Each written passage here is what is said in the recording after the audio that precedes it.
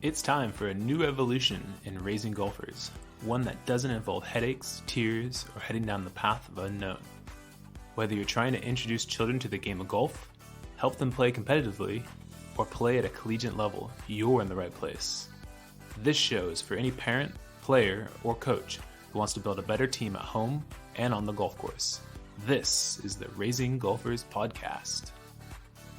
Ladies and gentlemen, welcome back to the Raising Golfers Podcast. This is your host, Travis Hauser, PGA professional here in Carlsbad, California. And this, ladies and gentlemen, is episode 100. Personally, number 100, I don't think it was ever on my radar when I began this podcast 2 years ago. And I remember thinking back to starting this podcast and just thinking if I could get to maybe 5 to 10 episodes, I think it would be great. And just a little history with this podcast. If you have been listening for the last couple of years, awesome, or just in the last few months, great. I appreciate you tuning in and listening. I hope this has been a great resource for you. How this podcast began?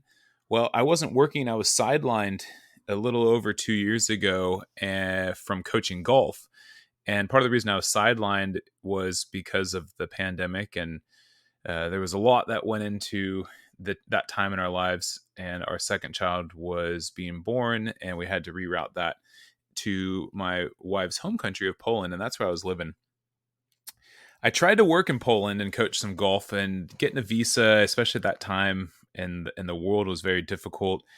And the time of year that we arrived in Poland in the spring, and the golf season in Poland just about starts in the spring, and most of their hiring that they do, they begin finding coaches and staff in the wintertime to be prepared for the spring. So I pretty much just missed it all by a season. And also just on top of that, the whole visa thing was tough. So sitting in Poland, I had no job, and I desperately missed the game of golf and coaching golf. And so I spent a number of weeks just brainstorming, what could I do? And I loved listening to podcasts. I listen to all types of genres of podcasts. Still to this day, I listen to podcasts every single day and truly love them. And one day it just sparked in my head was maybe I could start my own podcast with this idea of focusing on junior golf. And I did know that there was a couple other podcasts that were out there that focused on junior golf, but the dynamic of this one and the idea I had of this was a little bit different than what I saw at least out there. And a lot of it is more the mentality of how we help junior golfers and help them in this long journey, and realizing that, we don't have to train them to be the best golfers in the world. And in fact, if we do try to train them to be the best golfers in the world, we may not even get close to having that outcome because they might walk away from the sport. So fortunately, I was able to start off on a good note. And I remember sending out the first couple of emails and thinking, I wonder if any of these emails I send out, and the emails are sent out to new guests to come on the podcast, will they respond to me? Will they actually get back to me and think I'm being serious? Especially since if you looked up my podcast name at the time, there was 0 episodes available. And sure enough, I sent out maybe 5 to 6 emails, and all of them got back to me and said yes. And so I thought, okay, well, I guess I'm going to have to start this podcast. I'm going to have to go get a microphone. I'm going to have to figure out how to record an episode.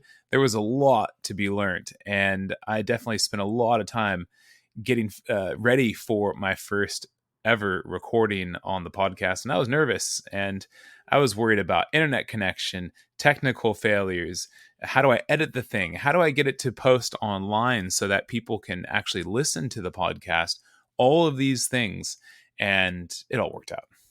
And I think it was a good life story for me and life lesson, because there's a lot of those times where it feels like, you don't have everything ready and nothing's perfect. But if you wait till everything is perfect, you'll probably end up not doing it anyways, because it took too much work to try to get everything in line. And so you would never do it.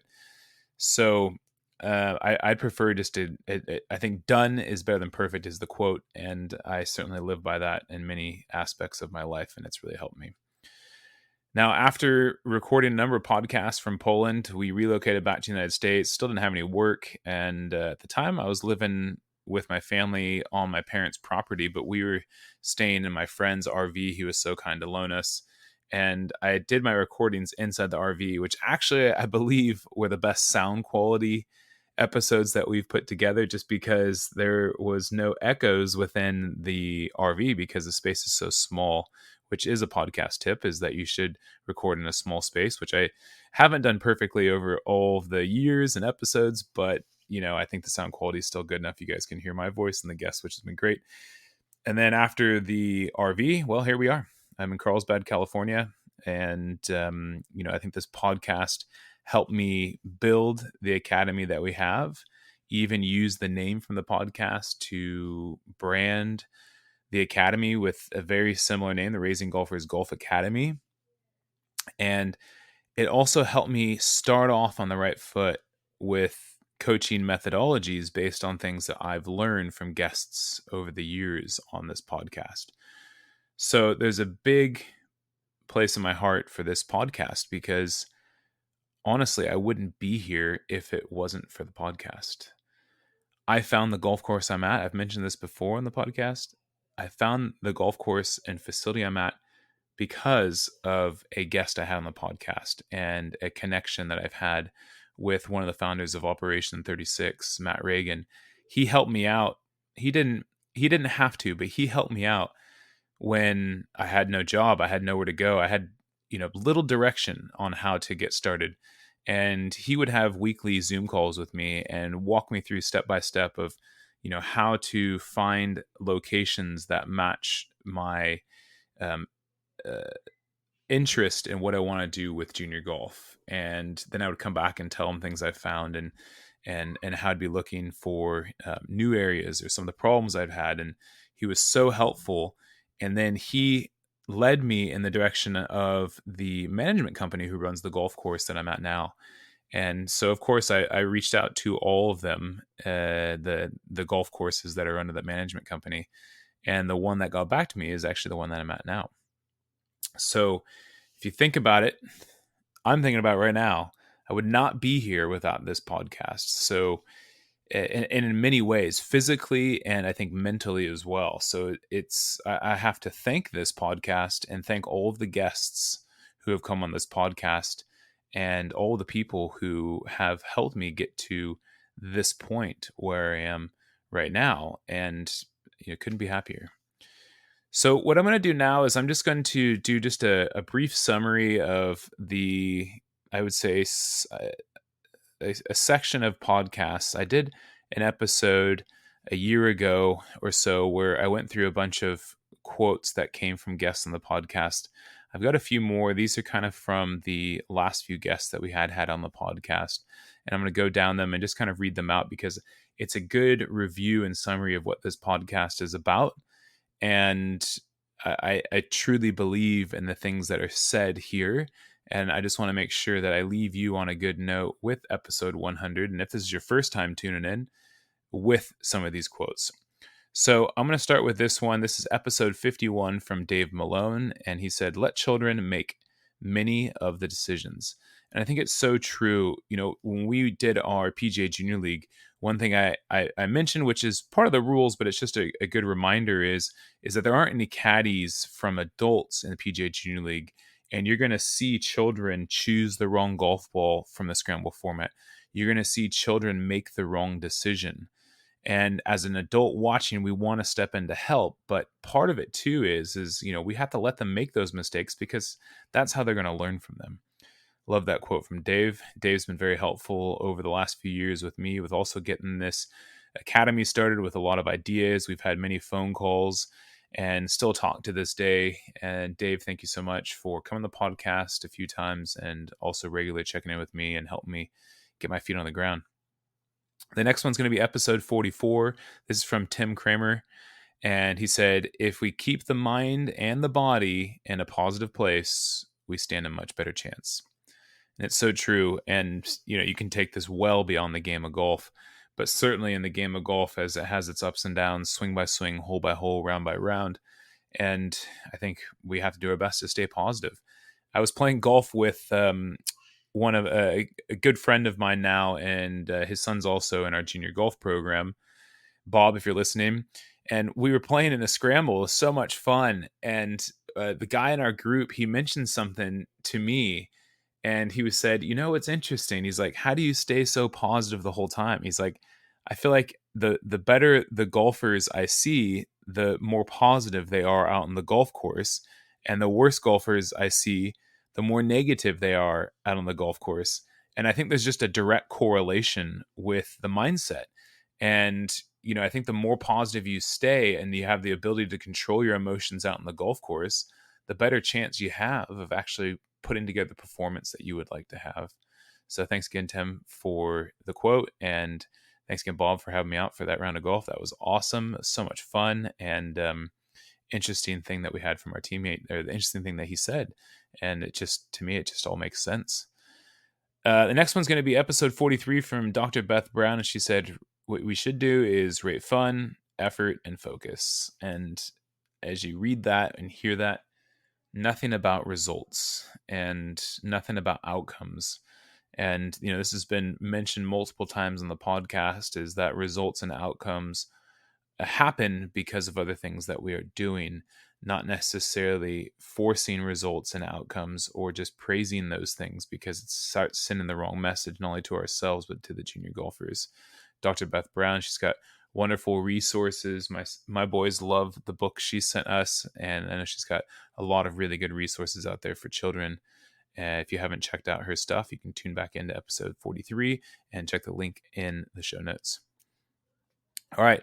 One before that, episode 42, Joshua and Kenshin, and he's from US Kids Golf, and he focuses a lot on the golf clubs and the golf balls. And this is a quote that they use at US Kids, and the quote is, if it doesn't fit, they just may quit. And I see this all the time, because when I coach classes, I'll see a relatively new student show up with new clubs, and they'll be standing there with their 7-iron, and the end of the grip of the 7-iron goes up to like their sternum. And it's just this really long, heavy club, and really gives them almost no chance to be able to hit a golf ball and even be able to hit it properly. And it's a conversation I have a lot, and it's tough sometimes, I think, with, some of us who are older. I'll put myself in that category, where we grew up with cut off and sawed off clubs that were shorter from our parents, and thought, well, it worked for us, but really it's not the right thing to do. Kids do need fitted golf clubs. US Kids golf clubs, I think, make the best product out in the market for junior golfers. The price point, the customer service, and the quality of the product they put together, I think it's tough to beat. So if you haven't already, put some US Kids clubs in your kids' hands. If you haven't already measured their height and check, what types of clubs they should have, definitely do that, because if it's wrong, they might just walk away, because they're not going to be having fun playing the game. Episode 41, Nicole Weller, and she said, it is important that kids get to explore life and explore life through golf. This kind of this type of quote here and talking to Nicole really helped me also put together the slogan of our academy, which is developing lifelong experiences through golf. And this is going to come at my last quote here in just a minute. But if you think about that and you think about the quote that she has there, I mean, I think children do need to have a chance to explore and try things. And I think if we can allow them to do it in the game of golf, I think they'll kind of create their own game and their own sense of worth and feeling towards the sport, which will keep them around and having a good time. So, Nicole, thank you so much. Also from US Kids Golf, episode 39, Jim Hardy. Love this quote. We make golf fun enough, long enough, so the kids can't get enough. So true. And really, we have to think of that. The interest, the fun, the excitement, that's what gets the kids back. I've seen it at our own golf academy. A year ago, we had kids come to our golf academy, and they were very, very, very new to the game of golf. And they could get some of the golf balls up in the air here and there, but very, very new. Fast forward to where we are today, a year later, I would say these players are already intermediate level players. They can compete in competition. They understand the dynamic of the game. They understand golf in general. They know the history of the game. They watch it on TV. They dress the part. They act like they like golfers, and all they want to do is play golf. And they've improved tremendously because their experience coming into golf was that this is something that is fun, and it stayed fun, and it continued to be fun. And I believe that's why they progressed to where they are today, because of that type of environment and the push that they got from coaches and parents, which would be myself and the parents of those children, was very, very little. And I think everybody was there just to support them when they needed the support, but can't thank the parents of our golf academy and for the children that we have at our golf academy. Awesome families. We're so fortunate. And I really appreciate the fact that the families that come and join our golf academy see eye to eye with this approach. And if we look back at actually what has come out of it, the system that we use for trying to get kids interested in the game of golf, it does work. It does. I might be biased, but I'm saying it right now, it does work.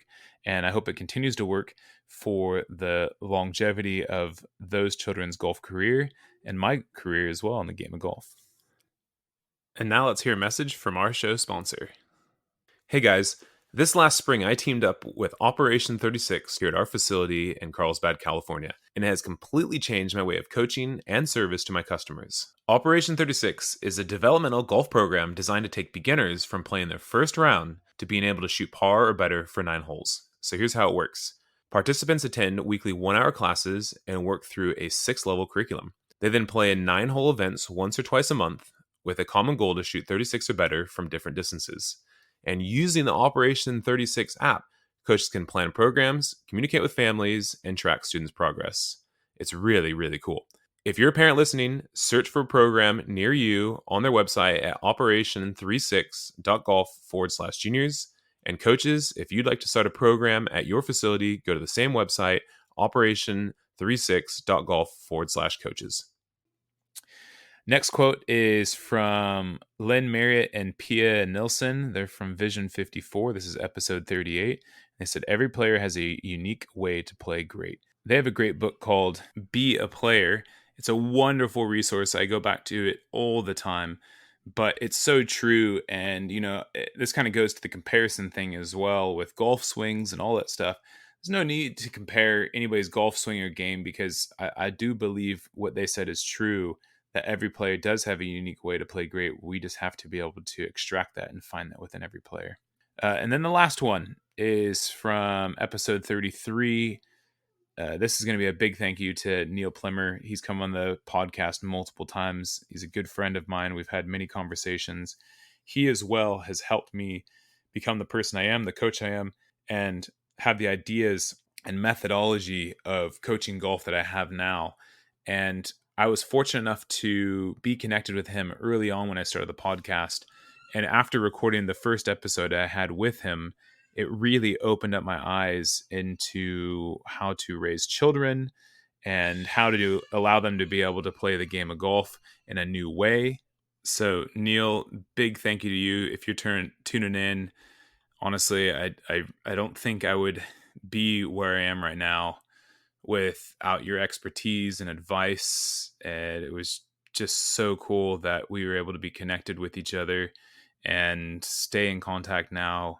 And the help that you've had and the ideas you had for me for the podcast and for the Golf Academy, I just can't thank you enough. So thank you so much, Neil. All right. So where's the podcast going? What's next for the podcast? I think if I'd be honest with you, I'm still trying to decide where to take it. I've got some ideas, and I've got other things that I would like to bring to the podcast. I want to make sure, though, that I have a resource for coaches, for parents, and players. And I want to make sure that I'm putting out quality information that's meaningful, and it allows you to be able to take some type of action afterwards. So for me, where I'm at right now with the podcast is I have some time that I'm going to be thinking about what I will be doing with the podcast and putting together some sort of plan so that we can have good quality information coming to you on the podcast every single week. And if you have any ideas, please send me an email. I've put it out there before, the raisinggolfers247@gmail.com. that would be the email address we use for the Golf Academy and for the podcast. Although the podcast, it is a lot of work. I mean, it really is. It's a lot of work, but I love doing it, and it's taken me to where I am today professionally and personally with my own children. So I want to make sure that I still put emphasis and focus onto the podcast and put together some more quality episodes for you coming forward. But because this is episode 100, I want to make sure that I thank you as the listeners for the past 2 years. I appreciate you tuning in, taking the time to listen to me and the guests on the podcast. I hope it's been valuable for you, and I hope it's been a good resource for you. I'd love to hear from you again with any ideas or anything maybe you would like to change. The feedback would be really, really helpful for me to be able to help plan things out going forward. I also want to thank the guests who come onto the podcast and took a shot recording episodes with me and taking the time out of their day and marketing or promoting the episodes on their own channels. That was so nice of all of you to do that. And I also have to thank my family who've allowed me to dedicate, I would say, hundreds, if not thousands of hours towards this podcast, from the, trying to find guests, putting together the episode plans, recording the podcast, editing the podcast, putting the podcast out, doing follow-up, and spending time on promotional things with it as well. I thank you so much. My wife's been really supportive of this from the beginning, and she's supportive even through now episode 100, which is pretty cool. So, last couple of things.